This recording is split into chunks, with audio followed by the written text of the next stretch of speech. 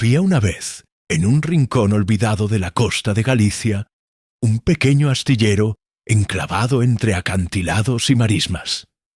Allí, donde el viento parecía murmurar antiguas canciones de marineros perdidos, trabajaban hombres duros, curtidos por el salitre y los años.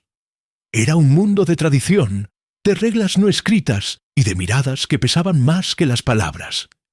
Y fue precisamente en ese mundo cerrado y áspero donde apareció ella, Clara Montenegro. No era marinera, ni hija de pescadores. Era apenas una ingeniera naval recién graduada, con los dedos manchados de tinta técnica y la cabeza llena de sueños imposibles. Los hombres del astillero se rieron cuando la vieron llegar con su carpeta de planos y su andar decidido. Se burlaron de sus ideas. Dijeron que jamás comprendería el mar como ellos, que un barco no se construía con números, sino con alma. Y cuando ella anunció su proyecto, construir un barco que nadie pudiera hundir, las carcajadas retumbaron más fuerte que las olas rompiendo en los muelles. Sin embargo, Clara no se marchó. Se quedó y comenzó a trabajar. Si quieres descubrir cómo esta joven desafió siglos de tradición, cómo enfrentó el desprecio y el escepticismo para cambiar para siempre la historia del astillero, te invito a quedarte conmigo hasta el final de esta historia. No olvides dejar tu comentario sobre lo que más te sorprenda y suscribirte a nuestro canal, Sobrevivientes del Silencio, para más relatos increíbles como este. Tu apoyo nos permite seguir rescatando historias que merecen ser contadas. Clara había llegado a San Telmo del Mar con una carta de recomendación de su profesor de universidad, el viejo ingeniero Joaquín Ayala, una leyenda en el diseño naval. Sabía que no sería bienvenida, pero no imaginaba cuán profundo corría el rechazo.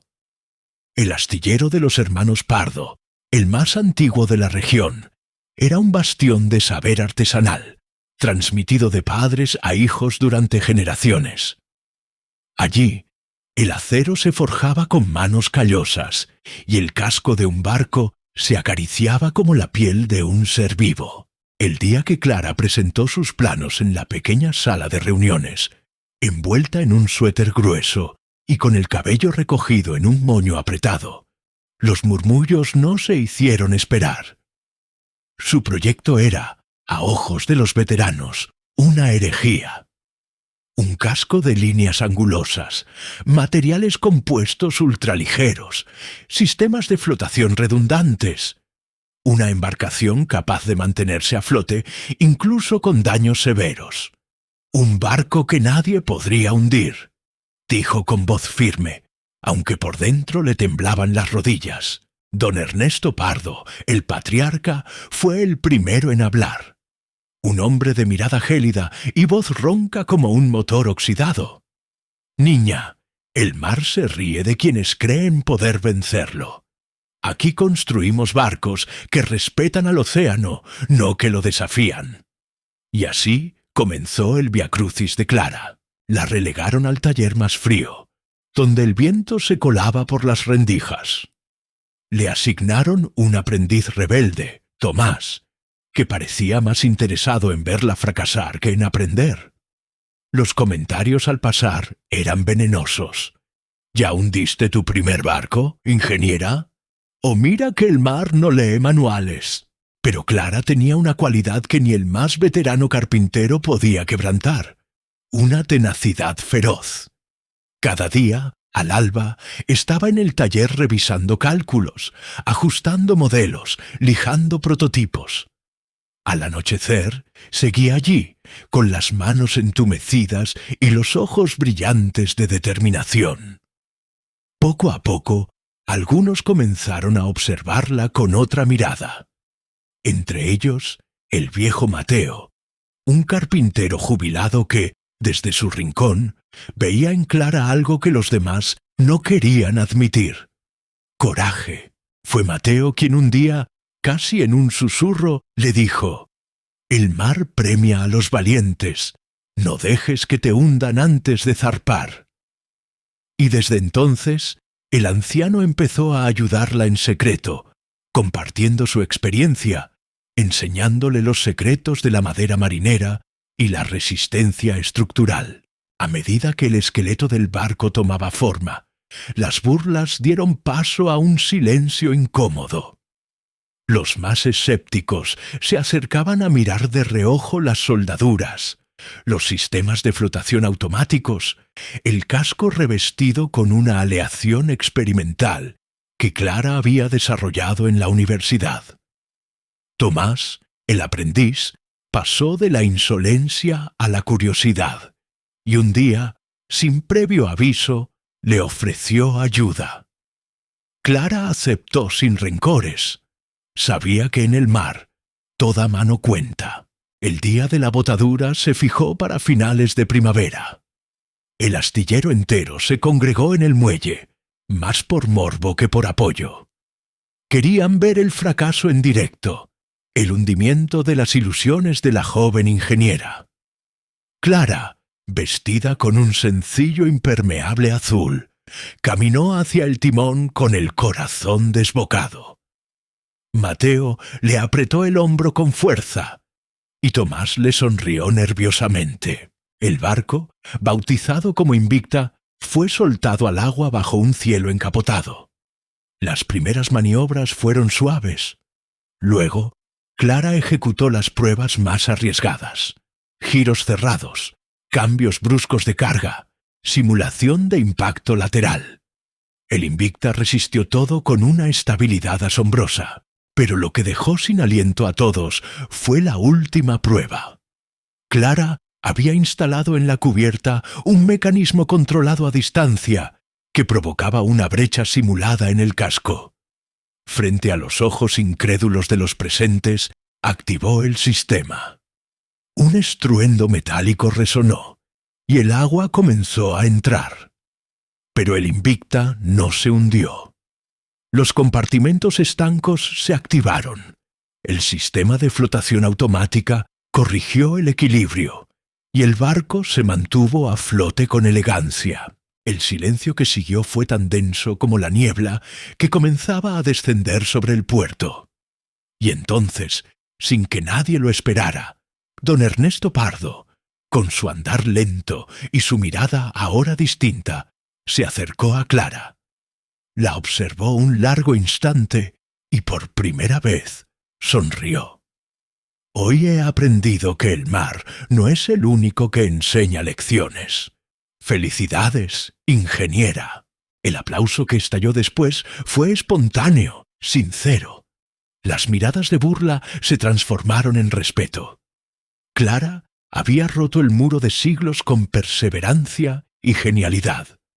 El Invicta no solo era un barco que no podía hundirse, era un símbolo de que los sueños más osados pueden flotar, incluso en los mares más adversos. Cuando el eco de los aplausos se apagó y el Invicta quedó anclado bajo la luz mortecina del atardecer, Clara sintió que el peso de tantos meses de lucha la abandonaba de golpe. Las piernas le temblaron, no de miedo, sino de alivio. A su lado, Mateo sonreía como un abuelo orgulloso, mientras Tomás no paraba de comentar cada detalle técnico a un grupo de jóvenes aprendices que, de pronto, la miraban como a una leyenda viviente. Pero Clara sabía que aquello era solo el primer puerto en una travesía mucho más vasta. Esa noche, mientras en la taberna del puerto los hombres del astillero brindaban en su honor y las viejas canciones marineras resonaban como nunca, ella se retiró temprano. No podía permitirse descansar por mucho tiempo. El éxito del Invicta había atraído la atención de más que simples curiosos. En su bandeja de correo se apilaban ya mensajes de empresas navales, ingenieros de renombre e incluso autoridades portuarias interesadas en su diseño revolucionario. Lo que Clara no sabía era que su victoria había despertado también recelos profundos. En las sombras del negocio marítimo, no todos estaban dispuestos a ver cambiar el statu quo. Había intereses demasiado grandes en mantener el viejo orden, y un barco que no podía hundirse amenazaba industrias enteras, aseguradoras, fabricantes de piezas de repuesto, compañías dedicadas a rescates y salvamentos. 2 semanas después de la botadura, Clara recibió una visita inesperada en su pequeño despacho improvisado en el astillero. Era un hombre de traje oscuro, impecable, que se presentó como Martín Garcés, representante de una poderosa corporación naviera internacional. Sus palabras eran tan suaves como el terciopelo, pero su mensaje era claro. Estaban dispuestos a comprar todos los derechos sobre el Invicta, los planos, las patentes, todo. La cifra que ofreció era obscena, suficiente para que Clara y su familia vivieran cómodamente por varias generaciones. Pero había una condición oculta. El proyecto no debía continuar. El Invicta sería desmantelado y olvidado. El mundo no debía saber que era posible construir barcos así. Clara escuchó en silencio, con el rostro impasible. Cuando el hombre terminó su discurso, ella simplemente dijo: «No he llegado hasta aquí para venderme. El Invicta es solo el principio». El rechazo no fue bien recibido. En los días que siguieron, Clara notó cosas extrañas. Documentos desaparecían de su taller. Su ordenador sufría fallos inexplicables. Recibía llamadas anónimas a altas horas de la noche. Incluso Mateo fue abordado por desconocidos que le ofrecieron dinero para convencerla de abandonar el proyecto. Pero el viejo carpintero, fiel como el roble, se limitaba a responder con un gruñido y se mantenía más cerca de ella que nunca. Mientras tanto, el astillero se transformaba. Jóvenes aprendices pedían unirse a su equipo, e incluso algunos de los viejos escépticos empezaban a ofrecer su ayuda. Don Ernesto Pardo, que al principio había sido su mayor detractor, se convirtió en su más inesperado aliado. Una tarde la llevó a su oficina, donde colgaban retratos de generaciones de constructores navales. «He sido un necio», le dijo. «Si quieres seguir adelante, el astillero es tuyo tanto como nuestro. Pero debes saber que no todos en este mundo juegan limpio». Animada por el apoyo creciente, Clara decidió iniciar la construcción de una segunda versión del Invicta, aún más avanzada. Esta vez, el barco estaría destinado a rescates marítimos, capaz de operar en las peores condiciones posibles. El proyecto fue bautizado como Aegis. Para ello, necesitaba financiación, y aquí apareció un nuevo personaje en la historia: Laura Cifuentes, una periodista de investigación que había oído hablar de Clara y su batalla contra las corporaciones. Laura, sagaz y tenaz, propuso documentar todo el proceso de construcción de la Aegis, exponiendo al mismo tiempo los intentos de sabotaje que Clara enfrentaba. A cambio, pedía acceso exclusivo a la historia. Clara aceptó. No tenía nada que ocultar y mucho que ganar. La alianza entre la ingeniera y la periodista pronto se convirtió en una amistad forjada en el fuego de la adversidad. Mientras las cámaras de Laura capturaban cada soldadura, cada nueva prueba de resistencia, los enemigos de Clara redoblaban sus esfuerzos. Una noche, el taller fue forzado y varias piezas críticas de la Aegis fueron destruidas. Era un claro mensaje. Pero en vez de detenerse, Clara lo convirtió en un llamado de unidad. Publicó un video en las redes sociales mostrando los daños y declarando: «No nos van a callar, no nos van a hundir». El video se viralizó. En cuestión de días, Clara pasó de ser una figura local a un símbolo internacional de innovación y resistencia. Con el apoyo de donaciones de miles de personas y la solidaridad de otros astilleros pequeños que ofrecieron materiales y mano de obra, la construcción de la Aegis continuó. Los saboteadores no se rindieron.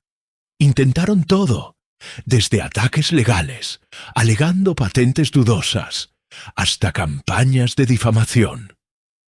Pero la opinión pública estaba de parte de Clara. Finalmente, el día de la botadura de la Aegis llegó. Esta vez, el evento fue transmitido en directo a todo el mundo. Políticos, ingenieros, activistas y simples ciudadanos observaban con expectación.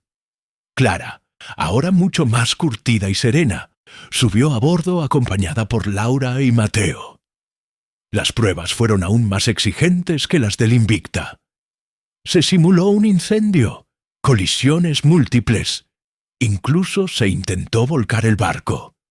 El Aegis resistió todo. El clímax llegó cuando, en un último desafío, se detonó una carga controlada bajo la línea de flotación.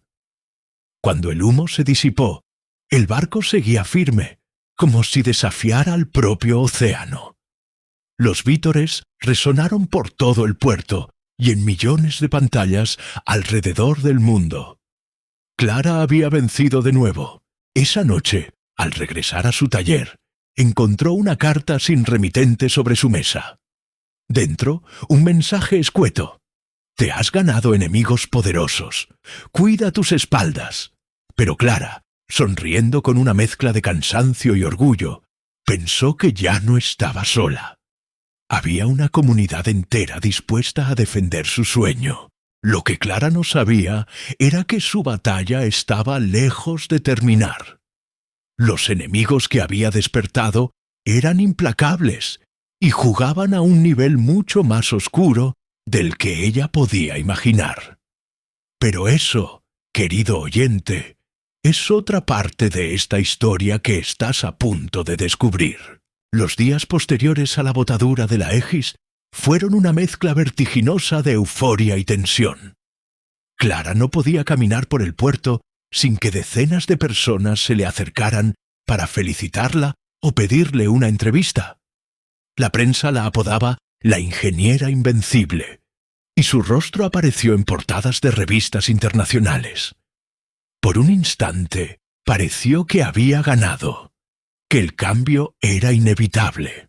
Pero Clara sabía que el mar nunca baja la guardia, y que sus enemigos tampoco lo harían.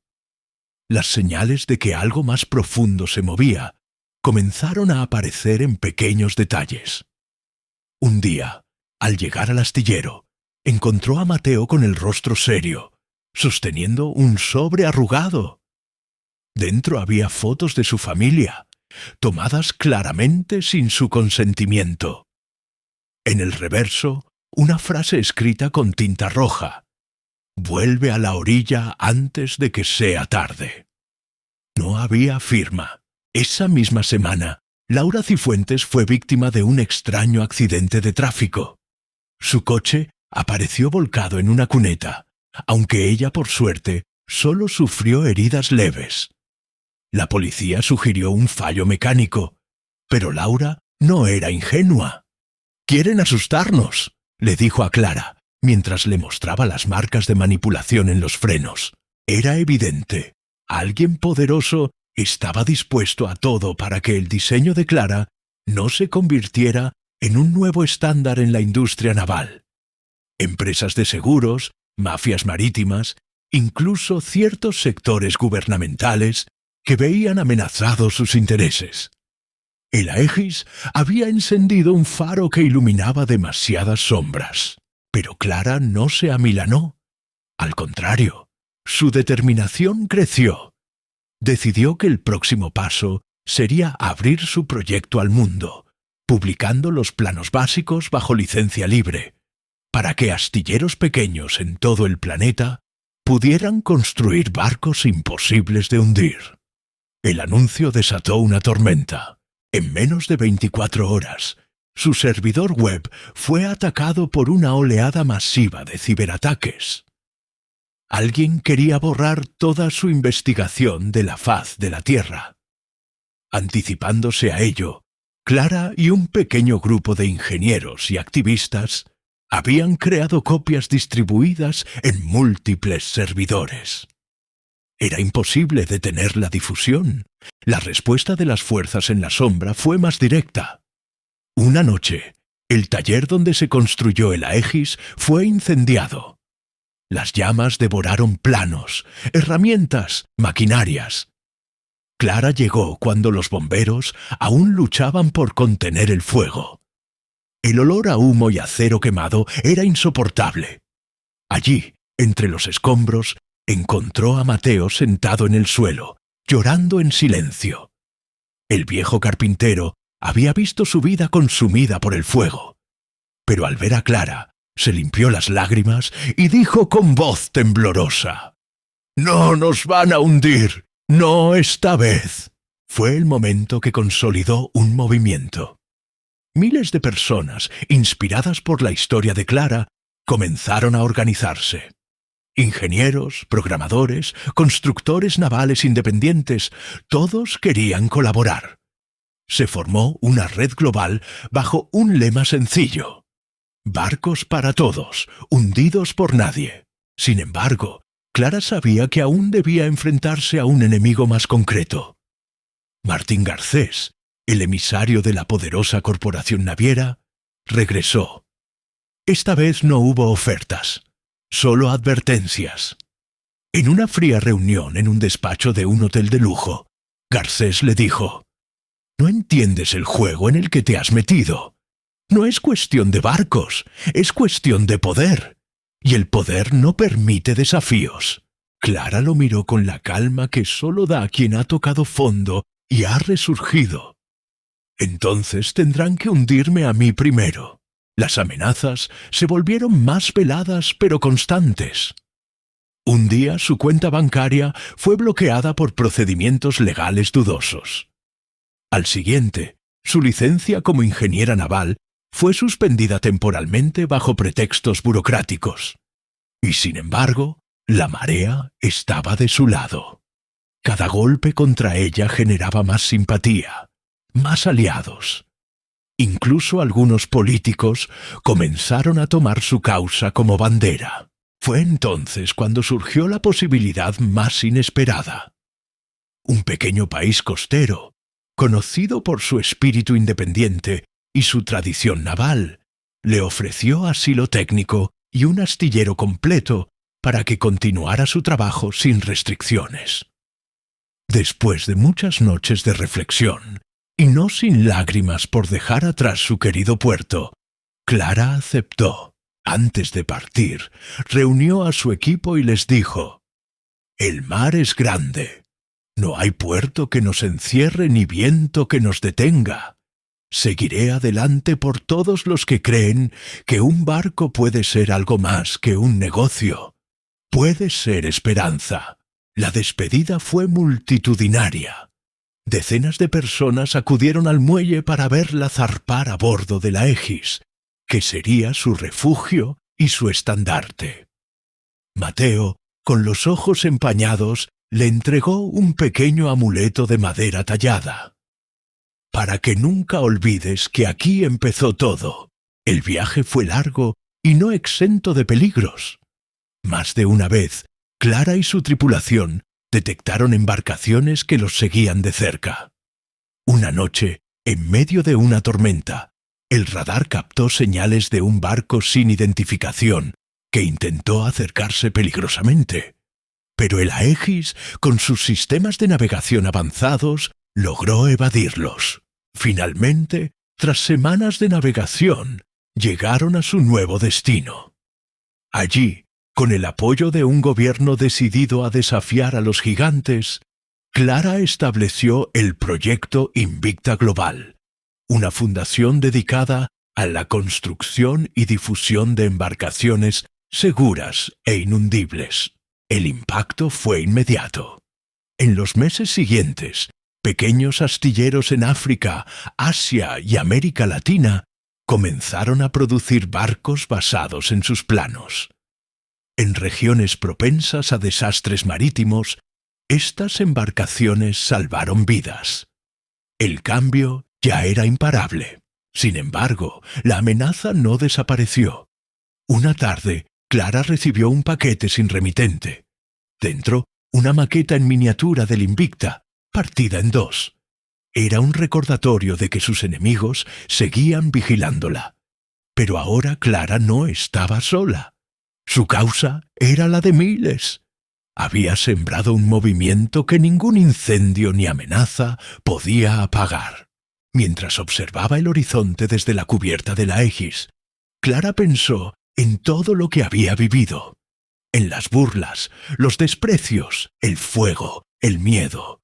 Y comprendió que el verdadero barco que nadie podía hundir era ella misma. Su espíritu, su sueño, flotaba más allá de cualquier tormenta. Y así continúa la travesía de Clara Montenegro. ¿Qué nuevos desafíos le esperan en el mar de la innovación?